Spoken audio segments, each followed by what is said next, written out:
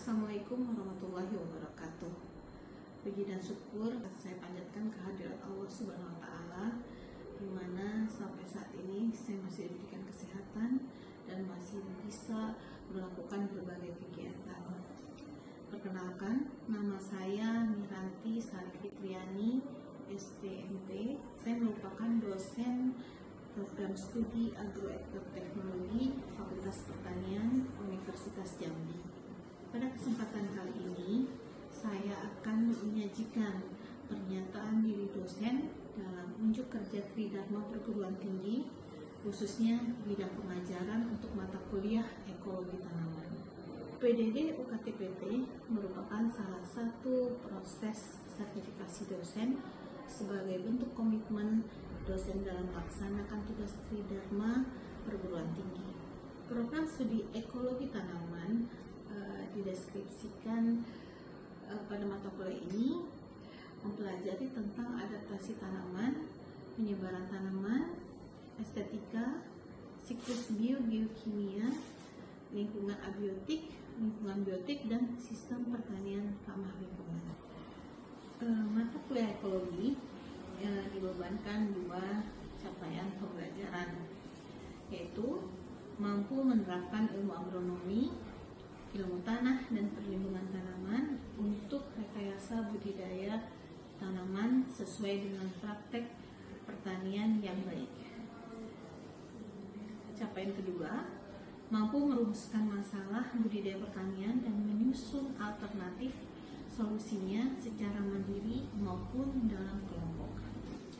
Dari dua capaian tersebut kemudian dijabarkan lagi menjadi sub-sub capaian khusus, yaitu 1. Mahasiswa mampu memahami dan menjelaskan pengertian ekologi, ruang lingkup ekologi, adaptasi, dan persebaran tumbuhan. Kemudian mahasiswa mampu memahami dan mampu menjelaskan siklus biokimia. Capaian berikutnya, mahasiswa mampu menjelaskan dan memahami peranan faktor lingkungan abiotik terhadap pertumbuhan dan perkembangan tumbuhan. Capaian keempat, mahasiswa mampu menjelaskan dan memahami peranan faktor lingkungan biotik terhadap pertumbuhan dan perkembangan tanaman. Capaian kelima, mahasiswa mampu menjelaskan dan memahami tentang budidaya tanaman dengan input eksternal yang tinggi dan pengaruhnya terhadap lingkungan. Capaian berikutnya, capaian keenam, mahasiswa mampu menjelaskan dan memahami budidaya tanaman dengan input eksternal rendah dan perannya dalam pertanian berkelanjutan. Karena perkuliahan selain pemaparan dari dosen atau metode ceramah yang diberikan, juga dilaksanakan project based learning atau kita kenal dengan PJBL, di mana mahasiswa diberikan project khusus terkait dengan mata kuliah ini. Mahasiswa akan dibagi menjadi beberapa kelompok, sehingga masing-masing kelompok akan memiliki satu tema project atau hal-hal yang akan dikajinya berdasarkan percobaan di lapangan. Nah, sebagai contoh, misalnya pada satu kelas kita melakukan teknik budidaya tanaman kedelai dengan memodifikasi lingkungannya. Nah, di situ nanti mahasiswa bebas berkreasi, mereka bisa menentukan tema yang ingin mereka angkat sesuai dengan kajian dari ekologi yang sudah dijelaskan pada capaian-capaiannya. Mereka bisa mengkaji secara biotik ataupun abiotik. Sebagai contoh, mereka bisa mengambil tema misalnya jarak tanam untuk melihat kompetisi interspesies atau intraspesies. Nah, kemudian mereka juga bisa mengambil tema seperti pemupukan, itu ada kajiannya dengan tanah. Adapun pustaka atau daftar referensi yang bisa menjadi acuan mahasiswa untuk perkuliahan ini, ada beberapa referensi. Ada pengantar fisiologi tumbuhan, itu Widjo Saputro. Ada fisiologi lingkungan tanaman dari Peter. Kemudian ada ekologi tanaman dari Jumin. dan ada Psychological Ecology A Series of Monograph XN Thesis O2. Mungkin itu saja yang bisa saya paparkan tentang RPS yang saya berikan pada kelas ini. Selanjutnya akan menampilkan video pembelajaran di kelas, video singkat tentang pembukaan mata kuliah ekologi yang akan saya lakukan pada semester ini. Terima kasih. Sampai di sini dulu. Wassalamualaikum warahmatullahi wabarakatuh.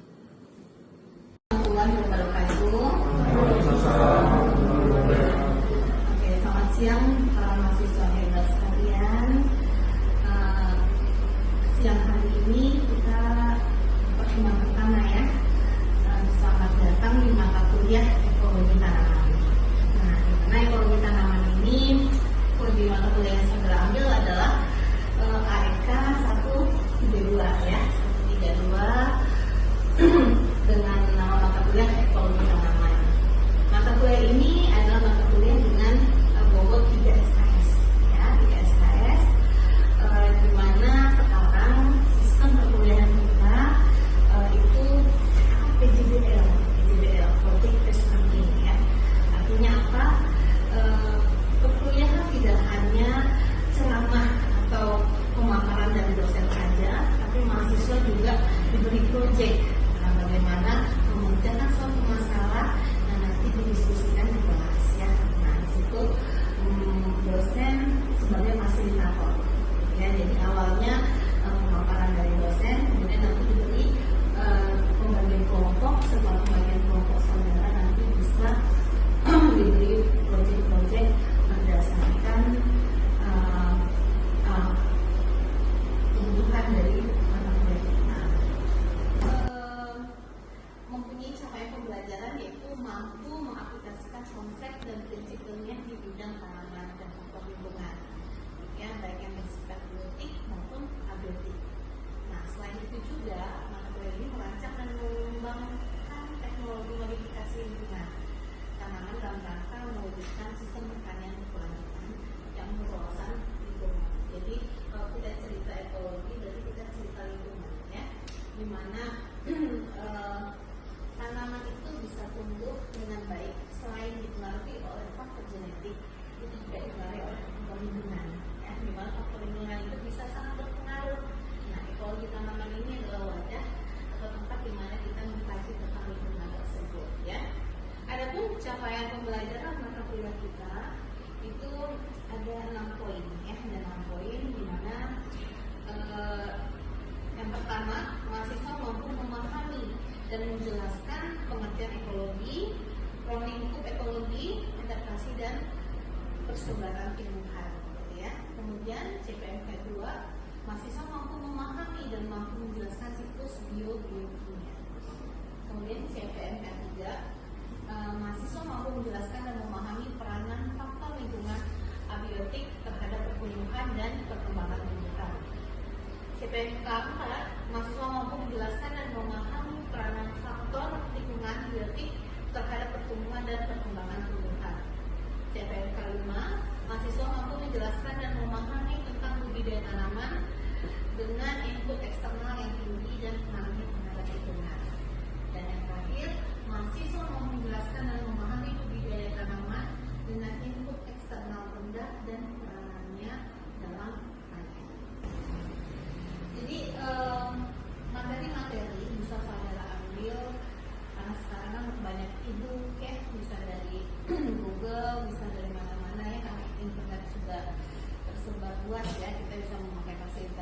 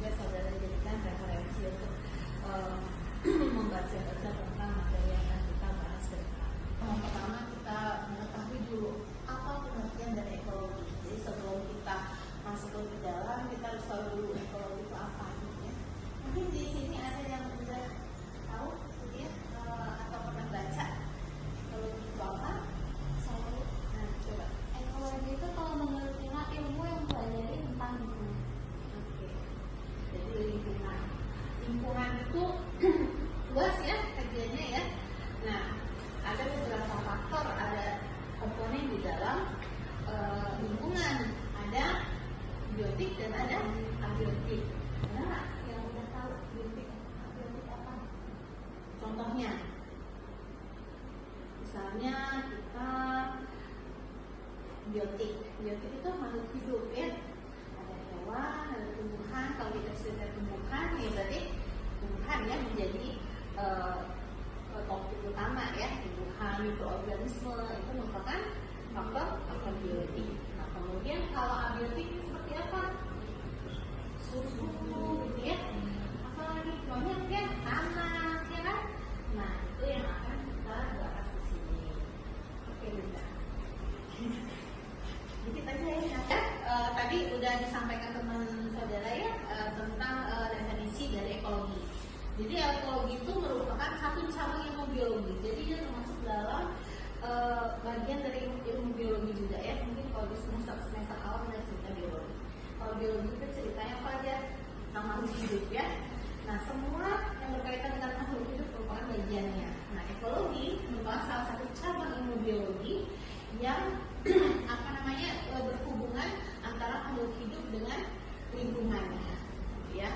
Ekologi itu mempelajari bagaimana makhluk hidup dapat mempertahankan kehidupannya dengan mengadakan hubungan antara makhluk hidup dengan benda tak hidup atau lingkungannya. Itu pertama kali diperkenalkan oleh Ernest Haeckel tahun 1869 dalam naskah. Jadi ilmuwan ini yang mengkaji atau memulai pembelajaran tentang lingkungan ya, hubungan antara makhluk hidup dan lingkungan ya. Ekologi merupakan gabungan dari dua kata ya, oikos dan logos, itu dari bahasa Yunani. Itu berarti ilmu tentang makhluk hidup dan rumah tangganya atau lingkungannya ya. Jadi saudara ketahui sendiri mungkin udah pernah membaca kalau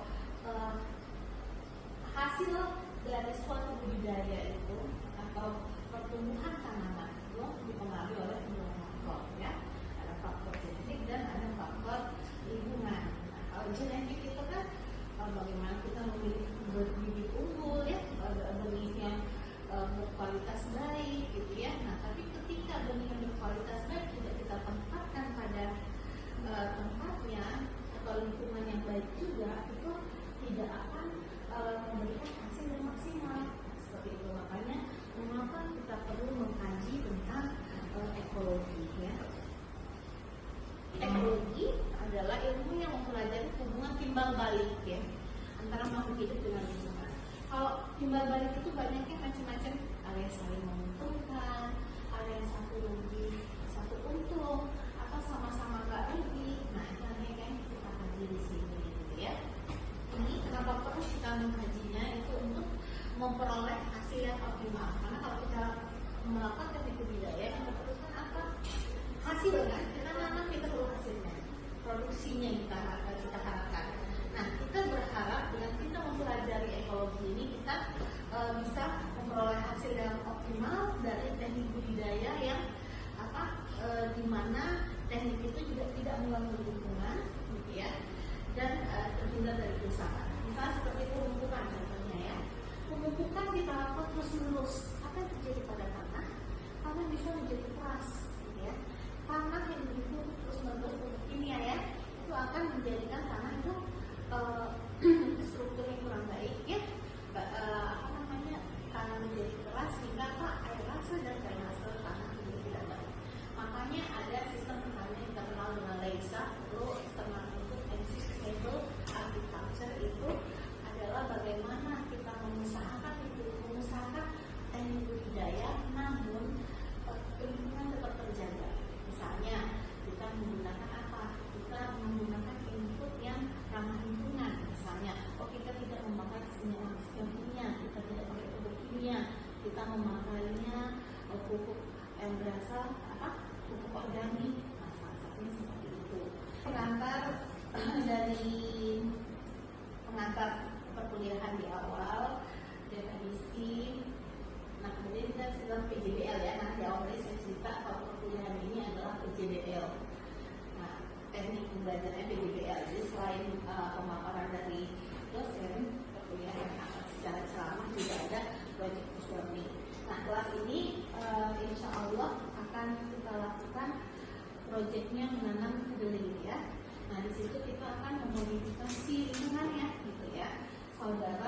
dibagi beberapa kelompok, ini 4 kelompok saja ya, 4 kelompok. Nanti saudara bisa mencari tema yang berkaitan dengan materi-materi yang akan kita bahas ya. Nah, jadi di sana tadi tentang lingkungan, banyak ya kalau tentang lingkungan itu bisa contoh, karena saya tidak memberikan judul pasti, tapi materi atau topik saudara bisa dapatkan sendiri dengan membaca dan dengan mengamati lingkungan yang ada. Nah, lingkungan kita membutuhkan apa? Nah, bisa juga misalnya dengan salah satu dari materi pembelajaran kita ada namanya salah satu materi kita ada tentang kompetisi interspesies dan apalagi satu lagi intraspesies ya. Nah, itu bagaimana kita bisa melihat ada kompetisi? Nah, berarti kita bisa dengan misalnya mengatur jarak tanam, misalnya seperti itu ya. Nah, bisa mengatur jarak tanam pada tanaman kedelai yang jaraknya agak jauh, atau mungkin saudara bisa membuat kompetisi antara jagung dengan kedelai. Nah, itu juga bisa menjadi topik ya, itu contoh. Kemudian bisa dengan pemumpukan, kan kayak tanahnya ya, kira-kira dengan pemberian pupuk berapa yang bisa menghasilkan optimal di lahan kita ya. Kemudian banyak lagi pengaruh-pengaruh lingkungan yang bisa saudara ambil menjadi topik dari pembelajaran menjadi tugas individu saudara.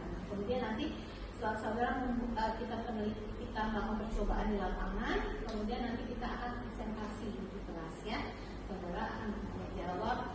Nah, proyek itulah yang akan saudara pecahkan, istilahnya saudara lakukan penelitian, percobaan, kemudian nanti saudara lihat hasilnya bagaimana. Nah, itu dibagi 4 kelompok ya. Nah, jadi banyak sekali. Misalnya pakai biotik seperti apa Bu? Pengendalian hama, misalnya hama penyakit apa yang menyerang tanaman kedelai, itu juga bisa, itu kan? Karena serangan hama juga bisa mempengaruhi produksi, seperti itu ya. Mungkin sampai di sini dulu pertemuan pertama kita. Nah, terima kasih atas perhatiannya. Mohon dibaca-baca kembali ya. Nanti minggu depan kita mulai masuk ke adaptasi lingkungan ya, adaptasi penyebaran tanaman. Nah, materi kita bisa saudara download di e-learning ya. Nanti di e-learning itu sudah saya isi dari pertemuan pertama sampai pertemuan 16, tentunya di pertemuan 8 dan 16 itu ada UTS dan UAS ya. Jadi pertemuan 1 sampai 7 dan 9 sampai 15 itu udah saya isi. Saudara bisa buka materinya sebelum kita masuk perkuliahan. Ditanyakan lagi? Di sini Bu, untuk pengumpulan proposalnya itu sebelum turun ke lapangan itu kapan ya? Oke. Jadi kita praktik itu mungkin 2 minggu setelah ini ya, karena harus persiapan dulu, saya dulu lahannya di belakang gitu ya. Nanti mungkin sekarang